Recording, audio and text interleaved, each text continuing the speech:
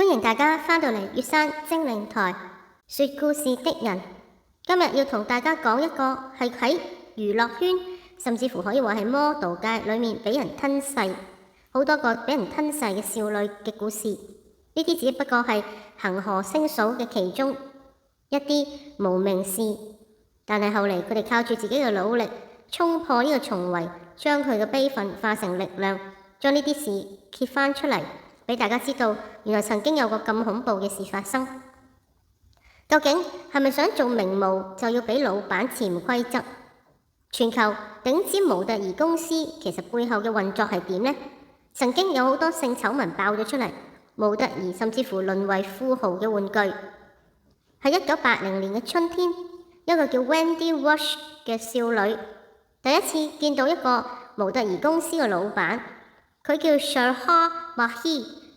佢當時仲以為見到呢，哇！呢個老闆自己就會成為模特兒嘅新星。Wendy 得17歲，外貌都好好㗎，而且佢好叻數學，係個前途無限嘅加拿大女仔。憑住一頭耀眼嘅金髮，佢引起咗 Toronto 一家 styling 髮型屋嘅一個應該係一個 stylist 嘅注意，佢就喺髮型屋度做嘅。呢個 stylist 就同佢講：不如你試下做 model 啦。Wendy 就話：好喎。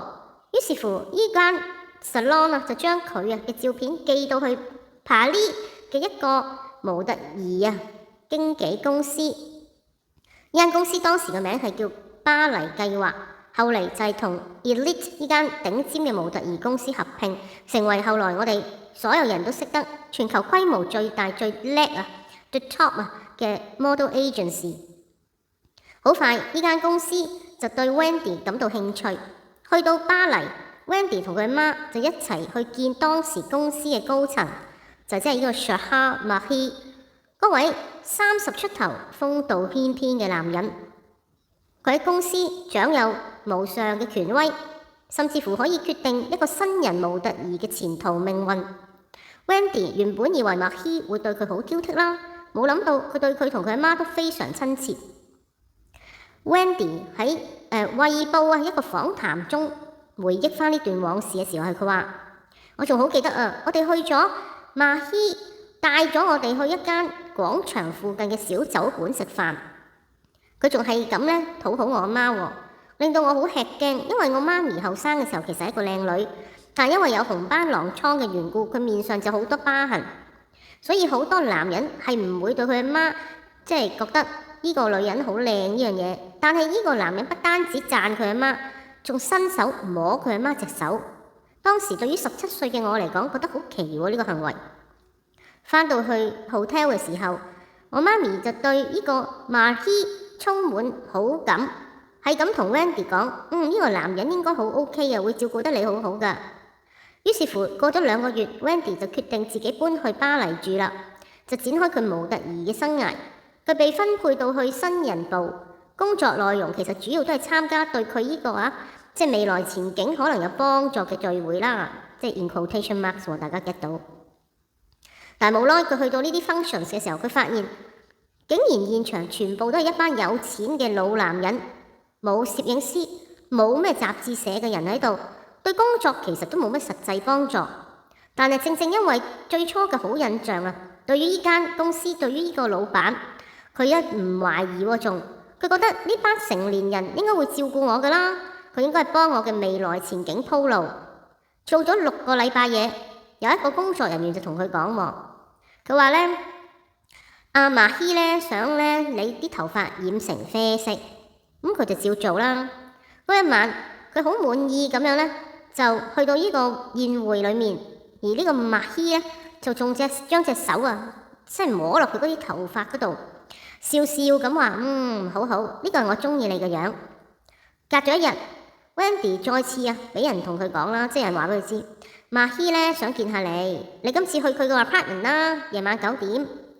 咁Wendy 呢，佢講翻即係個interview 嘅時候回想翻，佢嗰陣時真係以為呢就去傾偈傾工作嘅嘢，咁傻更更去咗啦。喺公寓門前，佢仲敲咗好耐門喎。咁裏面又冇人應啦，等咗10幾分鐘，咁咪返屋企啦原路。點知一返到自己屋企嘅時候，電話就響咯喎。佢嘅經理人就同佢講：哦，阿馬希呢，其實有啲事啫。嗱，你依家再去啦。佢話但嗰時已經成10點鐘咯喎，夜晚我都冇錢叫計程車啦 taxi。咁佢話我唯有呢，喺呢個巴黎嘅街道係咁行咗20分鐘。我再次呢敲佢嘅門，點知一個好後生嘅模特兒呢走出嚟喎，仲錫下佢塊面。馬希就同阿 Wendy 喺度講啦，話呢個係我哋公司嘅模特兒嚟嘅，都係咁啊。佢同男朋友有啲唔開心嚟揾我幫忙。啲女仔成日都嚟揾我幫佢哋處理啲男仔嗰啲問題嘅。咁阿 Wendy 就覺得好迷惑啦，咁都繼續相信佢。咁結果佢喺呢個馬希嘅公寓裏面呢，就俾呢個馬希係咁幫佢斟酒、傾偈、飲酒，跟住冇你幾耐過咗幾分鐘啦，忽然間呢個馬希呢，就將隻手放喺佢身上，同佢講：你係我哋公司唯一擁有豐滿胸部嘅模特兒，我好中意。Wendy 當時已經嚇到成身飆冷汗，佢明白佢想做啲乜嘢啦。佢努力喺度揾一啲理由去拒絕，又話自己冇食避孕丸啦，話依家唔方便啊。點知呢個馬希都唔理佢，直接就剝晒佢啲衫，然後強暴咗佢。佢話嗰度好痛啊！我仲清楚記得，我將面埋落枕頭度，係咁嗌，係咁喊唔好。枕頭裡面有另一個人嘅香水味，即係呢張床已經有女人瞓過啦之前。但當時 Wendy 事後冇選擇報警，因為呢個正正就馬希預料咗噶啦。其中有一個好大原因係言語不通，另一樣就係 Wendy 當時唔覺得警察會相信佢嘅説話。一個女仔自己深夜去一個男人嘅公寓你覺得會期待發生啲乜嘢啊？但係 Wendy 唔知道，其實喺佢身上發生嘅事根本唔係一個偶然。呢個全球最大模特兒公司嘅高層，其實根本就將自己間公司當成自己嘅獵豔場所，用做名模嘅夢想作為有利，就係欺壓剪碎呢啲涉世未深嘅女仔。另外仲有一個喺美國嚟嘅女仔，都係同樣發生咗呢啲咁嘅事情。呢個女仔就叫吉兒我哋就叫做吉兒。吉兒呢，就係美國人，本來係一個游泳教練，佢又係俾馬希呢喺發掘新人嘅過程中睇中。佢19歲亦都加入咗嗰間巴黎計劃，又係搬到去巴黎諗住做模特兒。點知幾個禮拜啫，公司仲用各種手段故意令到佢爭落一身債，唔單止扣晒佢啲人工，仲要佢俾飯店嘅錢同埋機票嘅錢。咁有好幾日佢都係咁喺度喊啦，唔知點算。某一晚，馬希就叫吉兒同佢嘅室友去跳舞，令到佢好開心。佢話馬希係嗰種喐下隻手指打個電話就能夠幫 model 接到工作嘅人。有模特兒甚至唔使面試直接就去 Vogue 嘅雜誌拍攝。Vogue 大家知係全球頂尖嘅 fashion magazine 啫嘛，所以吉兒就喺《衛報》嘅訪問中同人講，佢話當時以為得到老闆嘅好感，我就事業可以平步青雲。冇諗到佢朋友走咗之後，佢就俾呢個男人強暴咗。佢當時一切又係發生得好快，係咁嗌停佢都冇理我。過咗幾日，馬希就同佢講：我想你做我女朋友仲寫咗一張字條俾佢。結果呢張字條後來成為咗告呢個馬希嘅證據之一。佢話吉兒話自己陷入困境，唔明白之前嘅事究竟係咪真係佢想強暴我，定係佢係愛嘅表現呢？佢唔敢違抗佢嘅命令。之後幾次俾馬希單獨留低嘅時候，都不得不順從佢嘅獸慾。結果當然後嚟揭發，呢啲都係其中一啲零碎嘅事件，根本就係呢個馬希經常會做嘅事情。後來喺當年嘅夏天，亦都係1980年嘅發生㗎啦。吉兒就俾公司安排去摩洛哥蒙地卡羅旅行，係一場聚會。經理人就將佢介紹俾沙特阿拉伯億萬富翁，仲有軍火商。公司就安排佢陪佢哋過夜。後嚟佢先知道，原來要見佢一面呢個軍火商係會支付3.5萬至到5萬蚊美金俾佢間公司㗎。原來呢個公司根本就唔係幫佢安排啲模特兒工作嗰啲，唔係㗎，係將佢賣咗出去。仲有一個呢，大家可能如果有留意以前嘅電影嘅人，會更加熟悉，就係一個叫 Carrie Otis， 佢都有同樣嘅經歷。佢曾經係非常成功嘅 model， 佢老公就係 Mickey Rourke， 佢哋曾經就係拍攝過呢個 Wild Orchid， 就喺80年代一個俾人哋覺得都非常之離經叛道嘅電影。但係80年代中期，呢個 Carrie 曾經就俾佢老闆馬希強暴，仲餵食毒品，但佢當時聲稱係咪幫你減肥嘅。喺公司裏面，佢甚至乎更加遭髮型師同其他員工侵犯。公司為咗賺錢，亦都會搞一啲中介嘅交易，將佢送去唔同嘅聚會場合。Carrie 後來亦都講翻出嚟，有好多所謂嘅旅行聚會，其實根本冇咩工作，高層就將呢啲 model 送去俾啲有錢人嚟到賺錢。佢話我絕對有俾佢哋買過。當然啦，有啲女仔會反抗呢種性剝削，但係下場就冇晒工作，甚至護照都俾佢哋整走埋。好多呢啲事情，終於呢啲女仔後來都因為咁樣爆翻出嚟。另外仲有一個叫阿 Anne 嘅女仔，18歲嘅時候又係好靚啦，五官好深刻，濃密嘅眼睫毛，又係呢個時尚界新星。馬希又話欣賞佢，知道佢等錢用，甚至乎俾佢住入去間 apartment 嘅一間客房。起初呢個男人仲會扮晒知心好友，為佢演奏音樂、整嘢食。等到時機成熟就會撕下佢個偽裝，開始侵犯佢。有好幾次佢甚至乎會逼呢個阿 Anne 一步步爬上佢張床，令到佢倍感屈辱。終於佢受唔住，佢就同其他模特兒夾錢搬去另一間公寓，但搬屋冇耐，佢就發現自己所有嘅模特兒工作都冇晒。有一日佢甚至乎喺屋企發現公司留俾佢嘅通知，話你唔可以再住喺呢度。佢啲鞋、佢啲 passport 乜嘢都冇晒。佢深信就係呢個馬希揾人嚟搞佢。佢甚至乎老到要去羅浮宮長椅上邊瞓。後來佢好無奈，唯有返到公司求佢哋原諒。經理人就將佢安排俾另一個男人同居，對方當然對佢有進行性剝削。因為擔心以後都冇晒工作，佢都唔敢講呢啲事出嚟。到佢終於攞得返自己本 passport， 佢即刻飛返去美國，整整1年都係創傷中度過。曾經被侵犯嘅女仔最年輕，就係有一個得15歲嘅女仔，佢曾經亦都係同樣俾馬希逼佢着佢女朋友嘅 T 恤，然後遭到強暴。呢個女仔叫俏娜，佢話俾其他模特兒知，結果馬希又威脅佢，其他員工都建議佢你唔好講啦，算啦。但係巴黎計劃同馬希嘅骯髒事根本一早就唔係秘密。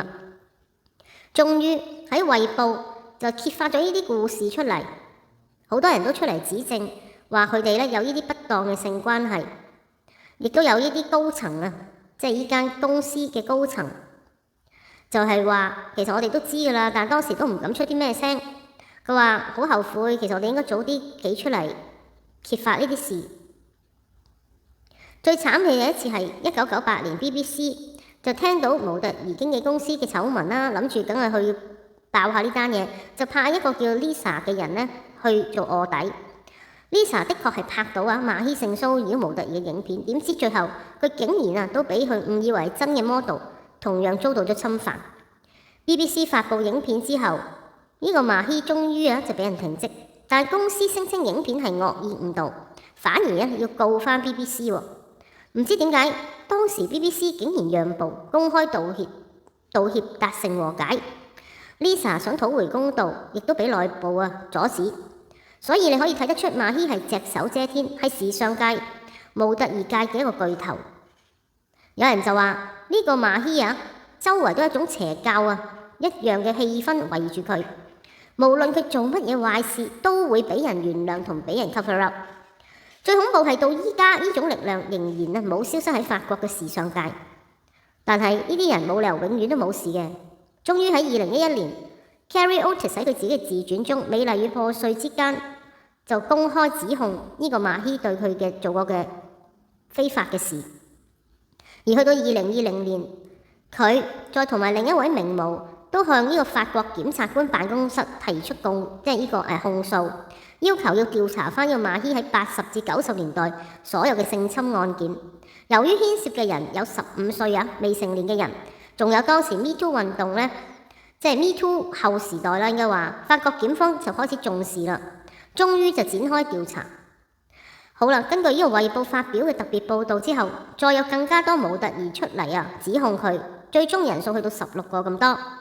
而法國檢方就對其中11個人進行詢問，推動嘅刑事調查一路咁樣去下一個階段。其實馬希喺2010年已經喺佢自己間公司辭職，合併之後嘅 Elite 模特兒公司亦都2011年賣咗俾美國商人。最恐怖係，雖然佢已經71歲，佢仍然係經營另一間模特兒公司叫做 OUI 係咪咁讀？Management， 擔任董事長兼主要嘅股東。日常工作繼續係包括篩選新人、協助模特兒拍攝呢啲令人不安嘅內容。呢個報導公開之後，馬希聲稱所有指控係假嘅，但係好多法國業內人士都話呢啲根本係一早都好多人知嘅一啲壞事。終於由佢嘅前妻呢個亦都係名模啦 ，Linda Evangelista 係咪咁讀？佢亦都出嚟指控佢啦。當然啦，佢自己本身係一個知名模特兒，佢真係全球最 top 嗰啲嚟㗎。佢話佢同馬希同居嘅公寓當時曾經趁佢出差嘅時候佢個老公嗰時係男朋友或者老公嘅時候，已經就係侵犯過好幾個女仔，就係包括當時嗰個 Carrie 啦，仲有嗰個超娜，即係着住件 T 恤就係阿 Linda 自己嘅。佢就話俾衛報知，我同佢維持關係嘅嗰啲年月裏面，我唔知道嘅，當時唔知道佢係一個咁恐怖嘅人，所以我冇辦法幫到呢啲女仔。但根據我經驗，我相信佢哋講嘅都係真話。我好難過，因為呢啲傷痕冇辦法可以愈合。我好敬佩佢哋依家終於有企出嚟嘅勇氣。即使呢啲事件發生咗好多年，30-40年前咁耐，但係佢哋嘅傷痕都仍然係好深刻。好似 Carrie 咁樣啦，佢1987年離開咗巴黎，去到加州農場工作，唔想再接觸呢啲模特兒圈。而其他好多俾人搞過嘅 model， 亦都發現佢哋自己面臨飲食失調啦、酗酒等等問題，亦都經歷好多情緒嘅障礙。當然好彩有啲人走出呢個困境，但有更加多人係繼續喺裏面走唔出嚟。其中比較幸運嘅就係故事開始嘅 Wendy， 佢最終能夠成為臨床心理學家，佢淨係讀咗一個博士學位，亦都成為好出名嘅電台主持人。佢就話好多人都問我點解當時試過有其他工作，又有啲好出名嘅嘉賓叫佢去酒店套房度做訪問，佢都拒絕。佢話因為我係一個經歷過風雨嘅女人，我有生活經驗，而且係一個非常痛苦嘅一課，就係呢個 Sherha Mahi 30幾年前為我準備18歲嗰時嘅我學到嘅就係你永遠都唔好入去一啲有權有勢男人嘅私人住所，無論佢有冇俾錢你。多謝大家收聽今日嘅故事，我哋下一條片再見啦，拜拜。歡迎大家嚟到月山精靈說故事的人呢一個 channel， 係為大家講唔同類型嘅故事，有奇幻，有迷離，有詭異，有啟發人心，期望為大家帶嚟更加多有趣嘅內容。歡迎你透過 PayMe、Super Thanks 或者轉數快去支持我，你哋嘅支持能夠令我更加有動力去製造更加多嘅內容俾你。我哋下一條片再見。